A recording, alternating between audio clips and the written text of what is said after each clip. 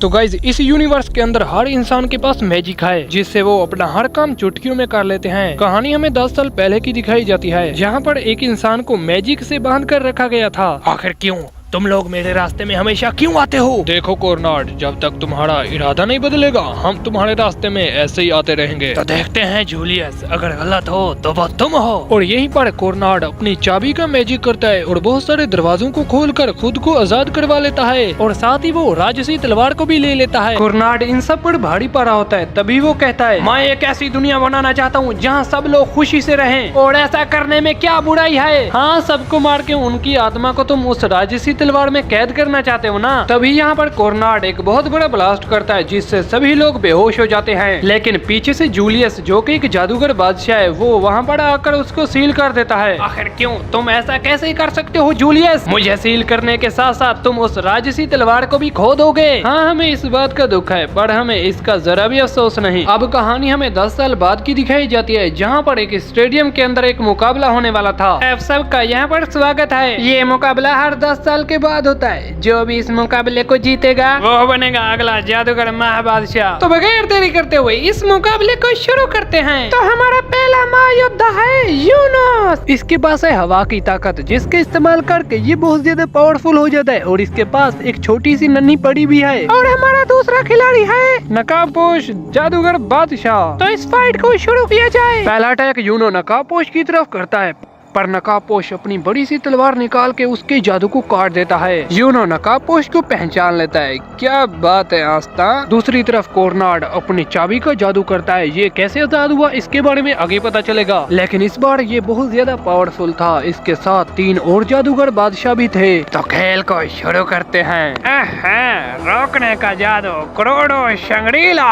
और यहीं पर ये पूरा स्टेडियम कवच से ढक जाता है। ये देखकर आस्था और बाकी सब लोग हैरान हो जाते हैं। ये आखिर कैसी जादुई शक्ति है? तुम्हें पता नहीं कि मैं इस दिन का कब से इंतजार कर रहा था। और यहीं पर कोर्नाड राजसी तलवार का इस्तेमाल करता है जिससे स्टेडियम के कोने कोने से लाइट निकलने लग जाती है और इसी लाइट के साथ इन लोगों की शक्तियां भी जा रही थी उस राजसी तलवार के अंदर। वेल अब कोर्नाड जूलियस के पास आता है जो अभी एक बच्चे में तब्दील हो चुका था। ओ जूलियस, अब तुमने अपनी उम्र कम कर दी। हाँ, बहुत कमजोर हो चुके हो। फिर कैसे तुम वहाँ से जिंदा कैसे बच गए? उस वक्त तो मैं अकेला था इसलिए तुम लोगों ने मुझे रोक लिया, पर अब मेरे साथ 3 और जादूगर बादशाह हैं जिनकी हेल्प से मैं अपने सपने को पूरा करूंगा। मेरे बहादुर सिपाहियों, कब्जा करने का वक्त आ चुका है। हम इस क्लोवर राज्य को तबाह कर देंगे। राजसी जादू नर्क का खेल। तभी आसमान से रोबोट्स की पूरी आर्मी नीचे गिरने लग जाती है। एक रोबोट बूढ़े को मारने ही वाला था, तभी यहाँ पर आस्था आके उसको बचा लेता है। ठीक तो हो ना बाबा?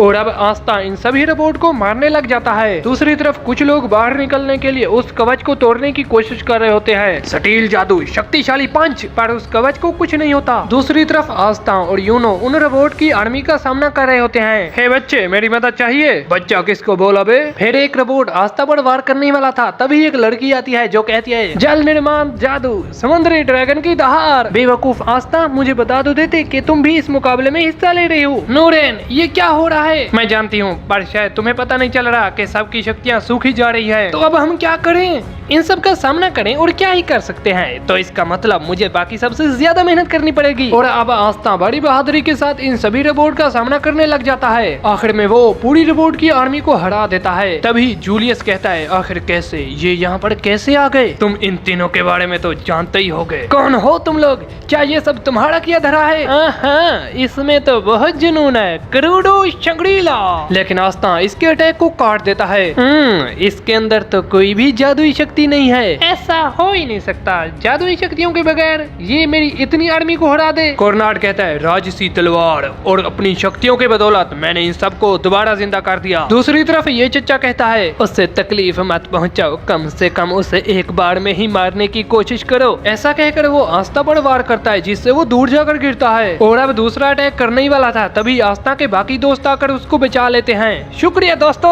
और अब यूनो जूनियस का सामना करने लग जाता है। हाँ, तुम्हारा ये जादू मुझे बहुत पसंद आया। तभी एक जादूगर योद्धा कोरनाड पर वार करता है, लेकिन कोरनाड पर इसके जादू का कुछ असर नहीं होता और वो उसके पास जाकर उसके जादू को छीन लेता है। वेल, तभी यहाँ पर एक और आदमी आता है जिसका नाम कैप्टन यामी है। काला जादू, तेज तलवार का काला तूफान। यामी के इस अटैक से चारों तरफ धूल फैल जाती है। तभी जादूगर दस्ते के और भी महायोद्धा आ जाते हैं। तुमने और महायोद्धा को तो बुला लिया, पर हम नहीं रुकने वाले। दूसरी तरफ कैप्टन यामी जूलियस और आस्था को बचा लेता है। ये सब कौन है ठीक से तो पता नहीं, पर ये लोग बहुत खतरनाक है और यहाँ के हालात भी। क्या सच में तुम्हारी बोली भी इतनी ही खराब है? लेकिन वो सही कह रहा है, हम सब मिलकर भी उसको नहीं हरा सकते। एक तरीका है, यामी तुम अभी मैजिक टूल की रिसर्च लैब में जाओ। देखो जूलियस, मैं नहीं जा सकता। अगर मैं चला गया तो तुम्हें इन रोबोट्स की आर्मी से कौन बचाएगा? हम किसी और को भेजेंगे। ए बच्चे इधर आओ। ए फिनराल, तुमने सुना? आस्था को अभी और इसी वक्त ब्रांच 0 में लेकर जाओ। ठीक है सर, मैं समझ गया। पर मैं यहाँ से गया तो ये जगह तबाह हो जाएगी। यहीं पर वो बूढ़ा विजिट किंग आ जाता है जो इन पर अटैक करने लगता है। कैप्टन यामी इसका सामना करते हुए कहता है, देखो आस्था, जल्दी से यहाँ से जाओ। अगर तुम यहाँ से नहीं गए तो मैं अकेले ही इन सबको खत्म कर दूंगा। ये सुनकर आस्था यहाँ से जाने के लिए रेडी हो जाता है। नहीं नहीं, मैं अभी जा रहा हूँ। अब चलो भी आस्था, इतना टाइम नहीं है। और फिनराल, आस्था और नोएल ये पोर्टल खोलकर यहाँ से चले जाते हैं। हाँ, मुझे यकीन नहीं होता कि आज के दौर में भी ऐसा जादू इस्तेमाल करते हैं। यहीं पर एक लड़का इस विजिट किंग पर अटैक करता है, पर ये अपनी शील्ड से बच जाता है। लगता है अब यहाँ से भागना बेकार है। सीन दिखाया जाता है कैप्टन यामी का, जो बहुत ही अच्छे तरीके से फाइट करते हुए इन विजिट किंग्स का सामना कर रहा होता है। यहीं पर कैप्टन यामी और नूजल इस बूढ़े विजिट किंग का सामना कर रहे होते हैं, पर बूढ़ा विजिट किंग इनके ऊपर हावी हो रहा होता है। अरे यार, इनका बचाव तो और ज्यादा मजबूत होता जा रहा है। लगता है बच्चे काफी कुछ सीख कर आए हैं। यहीं पर इनकी टीम का एक मेंबर मुच्छर भी आकर गिरता है। इसको मैं मुच्छर ही बोलूंगा भाई। माफ कीजिएगा सर, मैं उसका सामना नहीं कर पाया। कोई बात नहीं, आपने बहुत अच्छी कोशिश की। बस बहुत हुआ, अब इस तमाशे को खत्म करते हैं। इतनी देर में तुमने बहुत सारी टीम इकट्ठा कर ली। हाँ, अगर मैं गलत नहीं तो ये वही राजसी तलवार है ना, जिसमें हम सब अपनी शक्तियों को डालकर इसका इस्तेमाल कर सकते हैं। तभी कोरनाड अपने चाबी के जादू की हेल्प से बहुत सारे दरवाजे खोलता है। यहाँ पर हियोगो और न्यूज़ल भी आ जाता है। न्यूज़ल कहता है, इस दरिंदे का सामना दोबारा करने पड़ेगा, मैंने सोचा नहीं था। अरे हाँ, मुझे अभी याद आया, पिछली बार जब इसका सामना हुआ था तो इसकी पैंट गीली हो गई थी। ए यामी, तुम्हें मरना है क्या? अरे रुको, तुम जरा वहाँ तो देखो, वो लड़की कौन है आखिर? वो लड़की एक जादूगर है जो अपने जादू की हेल्प से बड़ी फौज को तैयार कर सकती है। सीन दिखाया जाता है आस्था, नोएल और फिनरल का, जो उसको वहाँ पर ले जाता है जहाँ पर यामी ने भेजा था। अबे यार, ये कौन सी जगह है आखिर? कोई है? मैं हूँ अगला होने वाला विजिट किंग, जल्दी से दरवाजा खोलो। चुप कर जा बेवकूफ, इसको खोलने के लिए खास किस्म का जादू इस्तेमाल करना पड़ता है। सीन शिफ्ट होता है कैप्टन यामी और विजिट किंग पर, जो कहते हैं पुराने जमाने में इस्तेमाल होने वाली जादू शक्तियाँ जो सालों पहले खत्म हो चुकी हैं वो वापस आ चुकी हैं, और विजिट किंग भी।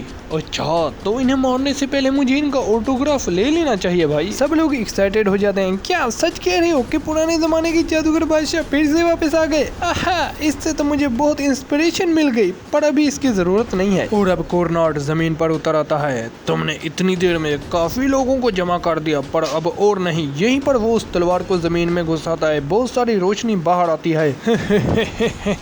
ऐसे बहुत सारे नलवॉइड्स हैं जहाँ से मानव तरंगे गुजर सकती हैं, और ये स्टेडियम उनमें से ही एक है। तभी जमीन फट जाती है, सब लोग हैरान हो रहे होते हैं। स्टेडियम ऊपर जाता है, उसके ऊपर लगा हुआ सुरक्षा कवच भी हट जाता है। अब स्टेडियम हवा में होता है, उसके ऊपर जादूगर एक और सुरक्षा कवच लगा देता है। त्योहार का स्टेडियम, जिसे उड़ने वाले किले के नाम से भी जाना जाता है। सुनो विजिट किंग, अब वक्त आ चुका है उस सुई को घुमाने का जो तुमने मेरे से छीन ली। सीन शिफ्ट होता है आस्था पर, जहाँ पर फिनरल जादू की हेल्प से ब्रांच 0 का दरवाजा खोल देता है। इनके सामने होती है एक लड़की जो कहती है, तुम लोग शायद ब्लैक बुल के टीम मेंबर हो ना? मैं इस ब्रांच की कोऑर्डिनेटर हूँ, मेरा नाम है लिली। दरअसल हमें साम्राज्य के हालात की पूरी खबर है। यहाँ से आगे अब तुम्हें ये रास्ता दिखाएगी। सेली बताती है, जिस वेपन की जरूरत कोरनाड को है वो यहाँ से काफी दूर है, और सेली उसमें कुछ बदलाव कर रही है। लूरेन कहती है, सुनो नीडो, तुम तो पिछले 500 सालों से यहाँ पर हो, तो क्या तुम तुम्हें उन लोगों के बारे में पता नहीं है जिन्होंने स्टेडियम पर हमला किया? नहीं,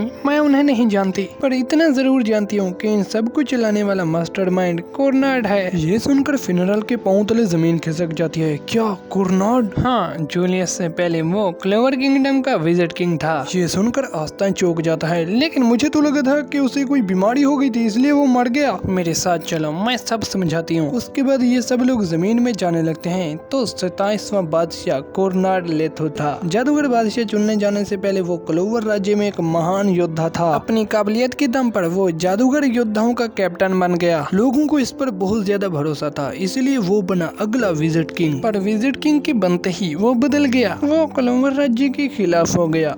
उसने इस मुल्क को तबाह करने की कोशिश की। क्या कहा तुमने? बादशाह का काम होता है शांति बनाए रखना, पर उसने ऐसा किया क्यों?